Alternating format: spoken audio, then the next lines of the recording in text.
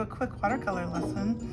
I want to talk to you about tips and tricks, but also a lot about cleanup and getting your materials out. The first thing we're going to do is we are going to put our name and teacher on the back of our paper, and we're going to tape it to this clipboard. You're going to be drawing with pencil, but you're going to draw lightly. Okay, then you got to get your materials. We are going to get our watercolor tray of paints, and usually there's a brush already in it. You're going to need a little container of water. You're going to need a bigger brush for some bigger areas, and you also need a spray bottle. If there is not a brush in here, there's always going to be a brush up front. You're going to take all those back to your spot. While you're there, you also need to get some paper towel. You're going to need that. All right, so here we go. We're going to start painting our stuff, and remember, we always start with the lightest color, and you're also going to start with whatever's the farthest away. And we're going to first get that area wet. Before we actually start painting, we have to warm up our paints. So to do that, we can use a pipette and drop water in there, or we can use our spray bottle to spray these and get them a little bit ready to go. Okay, so we've got to get our background wet first, and it's going to buckle up the paper, so that's why we taped it down. And we're going to get that wet first because I want it to ooze together for this sky. That's what I chose to do.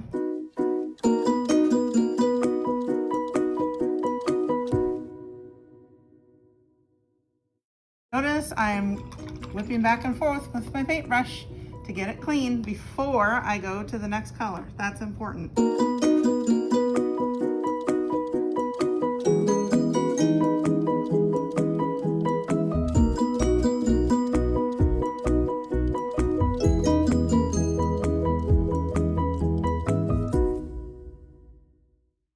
Now, before I do the hills, this has to dry. This has to dry. If I don't dry it and I start doing my hills are gonna ooze into the sky.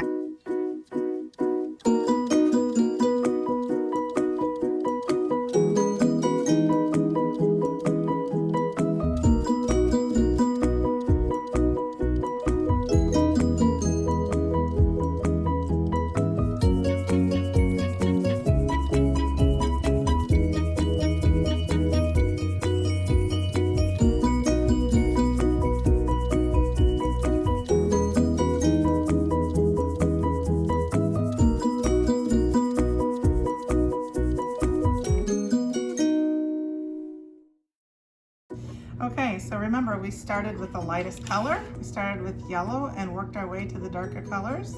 And we started the farthest away. So in this case, it happened to be the sky, then the faraway hills, which are in the middle ground. And now we're gonna work on the foreground. Now, if I was gonna add trees, I would probably do that, in this case, last, because they're gonna be covering some of this, and that's even closer yet. So right now I need to do this foreground.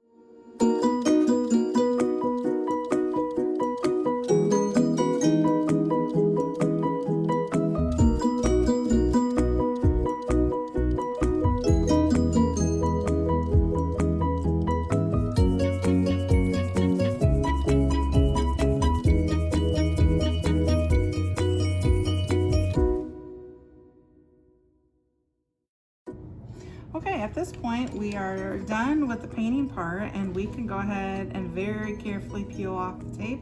Go slow so you're not ripping the paper.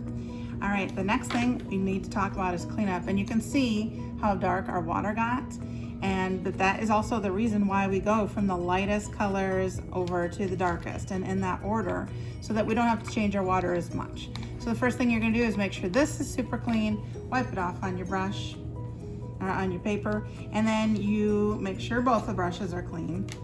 This one came with it, so we're gonna put it back, but this, we need to clean this up.